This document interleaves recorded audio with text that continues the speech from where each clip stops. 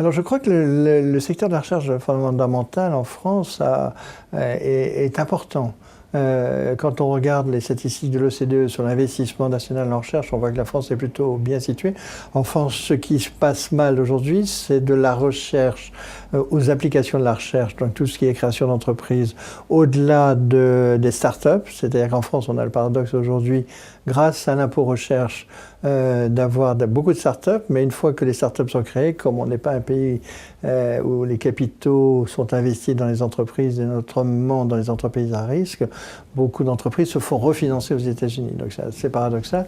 Et puis le problème, c'est pas tellement la recherche, ce sont les applications de la recherche. Donc on a aujourd'hui un discours précautionneux, craintif, qui nous vient de l'écologie politique et qui est le plus souvent infondé. Donc c'est ça plus que la recherche fondamentale.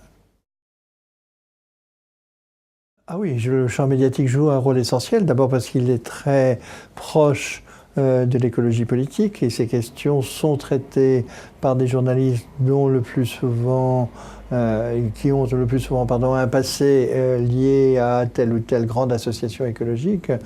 Et donc il y a un double biais. Il y a un biais dans le choix des thèmes traités et un deuxième biais dans la manière dont ils sont traités. Donc un grand journal du soir, par exemple, on voit très bien qu'il nous dit que certaines plantes génétiquement modifiées aux États-Unis produisent des plantes résistantes. Alors la réponse est oui, c'est vrai, mais c'est vrai les antibiotiques. Les antibiotiques produisent des résistances aux antibiotiques, c'est pas pour ça qu'on s'arrête de s'en servir.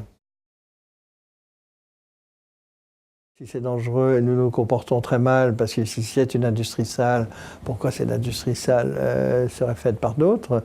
Et si c'est pas dangereux, ce que je pense, pourquoi se prive-t-on de cette richesse? Il se trouve que notre président de la République, en rencontrant Obama récemment, lui a dit « Mais pourquoi vous n'exportez pas votre gaz ?» Et Obama lui a répondu « Mais vous savez, c'est un avantage compétitif pour les États-Unis. » Donc alors en plus, si vous voulez, c'est assez drôle parce qu'autrefois, non seulement on fracturait les roches, parce que c'est le débat, c'est sur la fracturation, mais non seulement on fracturait les roches, mais on les enlevait, on faisait des trous, on appelait ça des mines. Donc c'est très curieux de dire qu'on n'a pas peur des mines ou des carrières et qu'on a peur de la fracturation d'une roche qui le plus souvent est à au moins 1000 mètres sous terre.